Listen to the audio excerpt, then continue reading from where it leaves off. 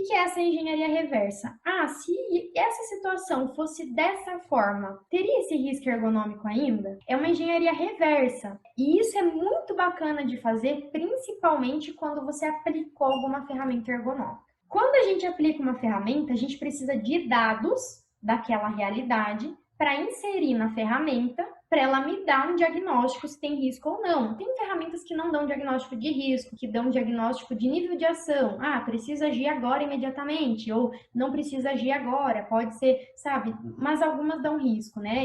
E um limite para aquilo. E aí, a gente precisa de todos esses dados para colocar na ferramenta ergonômica. Esses dados é do que está acontecendo naquele trabalho hoje, ou seja, da realidade, e ela vai me dar um score, uma pontuação, uma resposta para aquilo. O que é fazer engenharia reversa? Vou dar o exemplo do NIOSH, que também é conhecido, né? Então, apliquei a ferramenta e deu o risco ergonômico. Para aplicar a ferramenta do NIOSH, eu preciso de várias variáveis: peso manuseado, altura de pega, altura de entrega, distância horizontal, se tem rotação de coluna, frequência de levantamento, várias variáveis. O que é fazer engenharia reversa?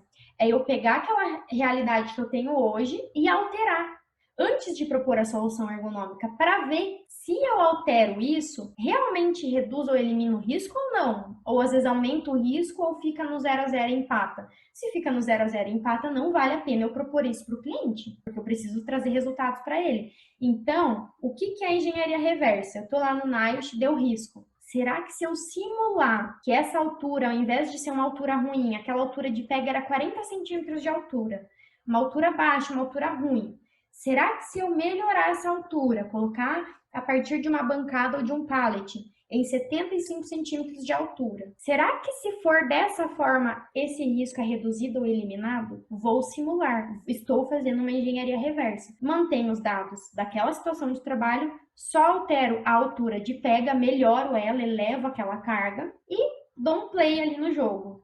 Vou ver o resultado do NIOSH. Será que reduziu ou eliminou o risco?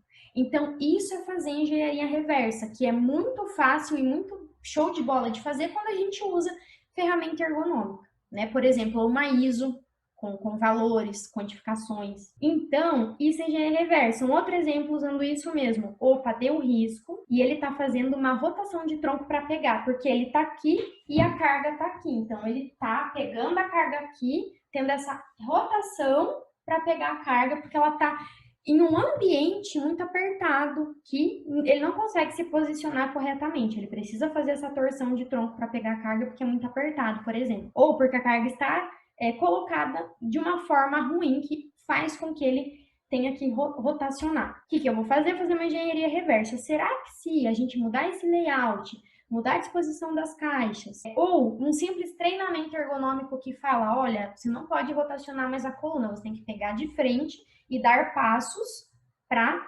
rodar com essa carga. Ao invés de girar a tua coluna, você vai dar passos e a tua coluna não vai girar, o seu corpo que vai girar. Vou simular na ferramenta.